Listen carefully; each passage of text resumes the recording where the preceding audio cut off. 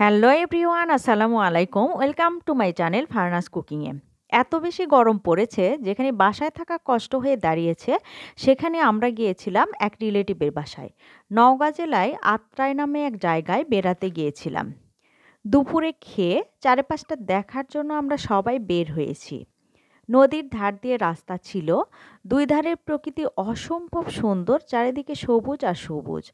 এত রোদে হাঁটতে গিয়ে বোতলের পানি নিমেষেই শেষ হয়ে যাচ্ছে, তাই রাস্তার উপর টিউবওয়েল দেখে পানি চেপে বোতল ভরে নেওয়া হচ্ছে। আমার ছোট ছেলে তার ছোট মামার সাথে টিউবওয়েল চেপে খুব মজা পাচ্ছে। এইখানকার রাস্তাগুলো অনেক উঁচু ছিল। রাস্তা থেকে নিচে নামতে গেলে একরকম দৌড়ে নামতে হয়। আমিও ঠিক দৌড় দিয়ে নিচে নামলাম।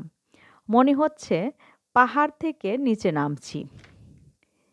এইখানকার পরিবেশ এতটাই মনোরম ছিল, মনে হচ্ছিল কোনো সবুজ অরণ্যে চলে এসেছি। রাস্তাগুলো ভীষণ সুন্দর, দুই পাশ দিয়ে গাছ দিয়ে সাজানো। মনে হচ্ছে পরিকল্পনা করে রাস্তাগুলো গাছ দিয়ে সাজানো গোছানো করা হয়েছে।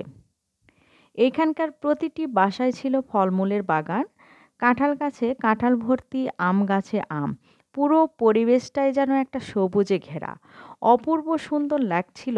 আমরা ঘুরে ঘুরে দেখছিলাম সব কিছু। এখানেই আমাদের বসতে দেওয়া হয়েছিল। আমরা বসে রেস্ট করছিলাম, কোল্ড ড্রিঙ্কস খাচ্ছিলাম, কারণ পরিবেশটা এতটাই সুন্দর, কেউ ভিতরে যেতে চাচ্ছিল না।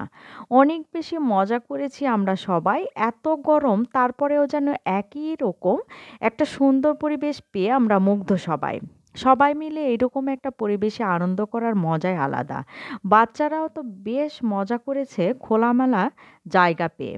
বহুদিন পরে সবাই একসাথে এইরকম পরিবেশে হই হুল্লোড়, কোনো কিছুরই কমতি ছিল না। ভিডিও যদি ভালো লাগে তাহলে পেজে লাইক, কমেন্ট, শেয়ার করবেন। আর আমার ইউটিউব চ্যানেল অবশ্যই সাবস্ক্রাইব করবেন। ধন্যবাদ সবাইকে।